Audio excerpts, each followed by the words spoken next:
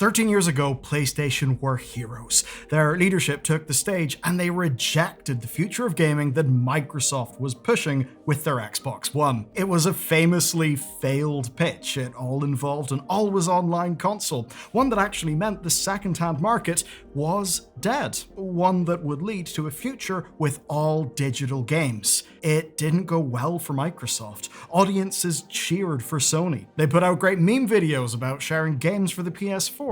It was a rebuke of everything that people wouldn't stand for, as shown by the Xbox One. And it changed the industry around them. 13 years later, PlayStation are doing things a little differently. They just pulled more than 500 licensed movies from people's accounts, and as of today, they've just killed physical games. We are in a very different industry. We're in a very different world, and within the next 2 years, the production of PlayStation discs will stop entirely. Within less than 2 years of today, there will be no new physical games for PlayStation. That means January 2028, and when I say no new PlayStation games coming out on a disc, it covers first-party games, of course, but also third-party. That means that everything will go digital only from that point on, through, of course, PlayStation's own store. There seems to be a concession for retailers to still hand out digital formats, which probably just means more codes and boxes, like we're getting with GTA 6. Now, here's how PlayStation frames it. This is a natural direction for Sony Interactive Entertainment to adapt to consumer trends as the general preference for digital media significantly outpaces physical discs. This transition will enable us to align more closely with how most of our community prefers to access and play games today. They're not wrong. In 2025's numbers, PlayStation are selling digital over physical by more than 4-1. Look wider, and Circana has flagged that US spending on physical games is at its lowest point since 1995. It's had a decline of 11% a year. Now, the logic behind this is, of course, following those numbers, and it's also what we call mercenary. PlayStation leadership wants to cut costs and stop selling new hardware at, quote,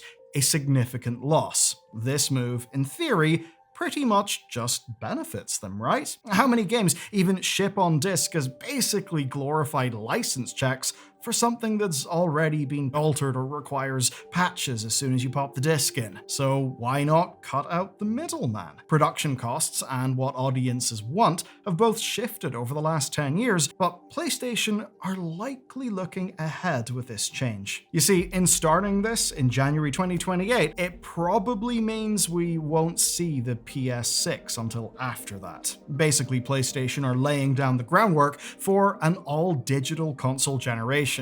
My guess here is probably you could get an external drive that would work for your PS4 or PS5 discs. You'd probably have some backward compatibility through your library, right? Something to toss out there for the prestige crowd, the people who care enough to actually buy the disc drive that PlayStation already sells for the PS5. But the next generation of consoles will almost certainly be digital by default. And when we think about the last 13 years, well, we're a long way from 2013's PlayStation used game instructional video that was PlayStation's answer to the Xbox One, floating the exact same idea we're talking about today. Of course, what ownership means is now very different in the minds of most people. On PlayStation's own stores, your rights as a customer are actually about to get tested. Take as an example their refund policy. It refuses you one the second you've downloaded or started streaming a game. That's pretty tight, and as, say, disability advocates have pointed out, no refundable copies does hit people with accessibility needs the hardest. Then there's the sheer principle of it. The simple fact is, you don't own your games, you own a license. Earlier this week, PlayStation pulled even more Studio Canal movies. These were movies that people had already bought through the store. Now, this hit Germany and Austria back in 2022. Now, 551 movies have been yanked from all libraries, all because of a licensing deal expiring. And it really is what it sounds like. The movies will have been there one day, and the next day will quite simply have been gone. And with that happening, it begs the question, how many of your games would you actually own on a digital PS5? And just in case the ticking clock of digital ownership wasn't loud enough for you, PlayStation announced something else today. The PS3 and PS Vita digital stores are being shut down worldwide. Of course, they tried this before in 2021, but player outcry managed to save them. Not for long though, it was obviously only a stay of execution. Sony did provide reasoning though, saying that this time it's down to updated payment processing standards across Sony's networks. These old stores will start going dark in August 2026, with Mexico, Honduras, and Nicaragua starting it off, and the rest of the world following by July 2027. No more purchases will be possible, though in a concession, PlayStation did say you'll still be able to download what you bought for, quote, the foreseeable future, which isn't exactly a concrete promise and timelines, is it? So basically,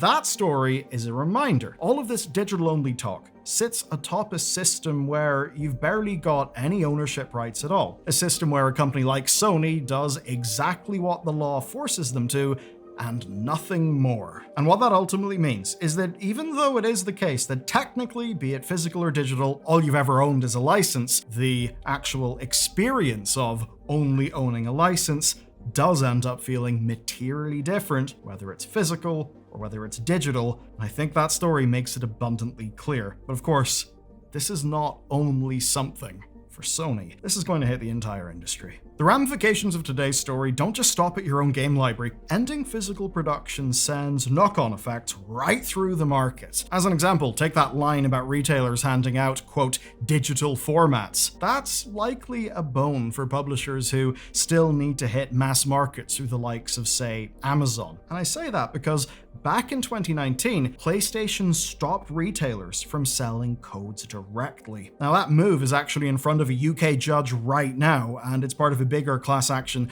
over PlayStation's monopoly on digital sales and the money that real competition, had it have existed, would have saved UK players. Now, this same fight has already sparked one settlement in California. Killing physical games entirely only makes the likes of that case more urgent, and that's because opening up digital sales would rip real control away from PlayStation. Otherwise, cheaper games are stuck at whatever prices PlayStation decide on. Now, longer term, it wreaks havoc on the niche preservation scene that's been growing around companies like, say, Limited Run Games or Lost in Cult. And even worse, it goes beyond games. As an example, take the Blu-ray market. Now, PlayStations definitely haven't been the cheapest way to play discs lately, but for the longest time, people did default to buying consoles that had a Blu-ray player in them, and big picture, that meant hundreds of millions of devices in people's homes that could play Blu-ray discs. And that's important because, you see, if you purchase a movie on a big streamer, you're getting a lower bitrate,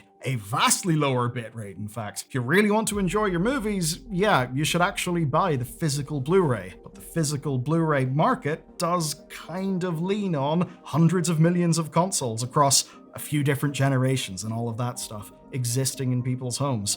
So whenever that default changes, as it already is changing now, yeah, it's going to be a headwind for that industry. And personally, I fear that one day, probably soon enough, I just won't be able to get movies at proper quality, and it'll just be streamers. Okay, where are we at with this story? This is the new frontier for who owns what within gaming, and these decisions are going to echo. Now, the good news is Nintendo will likely stick with physical for a while yet, and it's genuinely shocking that Xbox haven't fully given up on physical already. Should also point out the timing of this is rather hilarious. With all of the price hikes going on, Xbox actually decided to discontinue the 2TB model of their Series X. That's pretty rough, because it doesn't take many modern games to completely fill a console. Obviously, in a world where the discs are there, that can be less of an issue. Though to be clear with you, it won't be long until Microsoft drops discs as well. Windows Central reckon that their next console, currently called Project Helix, is dropping the disk drive as well. And while The Verge says it's not locked in yet, PlayStation got there first,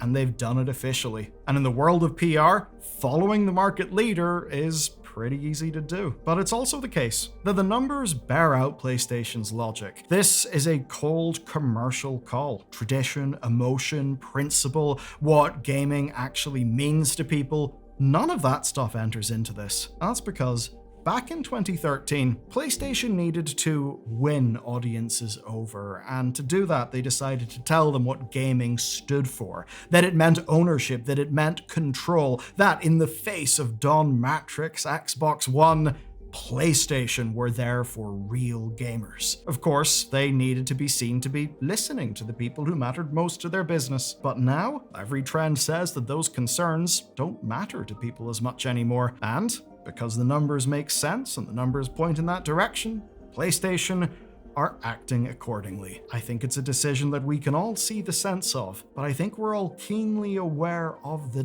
downsides, where even if we didn't always do physical for every game, we still benefited from knowing that physical was out there. The industry as a whole could benefit from people being able to share the odd game here or there. But the thing is that those positive externalities of physical discs, like sharing them and all of that, well, those positive externalities are spread out. They're diffused across the entire industry. They're not really benefits that just concentrate with PlayStation. And they're the type of thing that I think we can all sort of agree is, oh, good. It's nice to feel like you can own a thing, but it's very hard to measure that. I'm just left wondering of what we've left behind, and even experiences that honestly I've had, people my age have had, but that many modern gamers quite simply haven't. Buying a big box PC game back in the day, on the car ride home, reading through the manual, getting excited for the game, learning about the lore of the game, all of those things, maybe having a steelbook of a game that you really liked. Those things are gone. And I think a part of this story, for so many people, is just feeling sad that we're leaving that behind. But hey, at this stage, part of our hobby is sort of watching it decline, like it's an oddly fascinating train crash. And if you want to see another permutation of that involves our good friends, the Electronic Artists, and their latest thing, advertisements, watch this video next.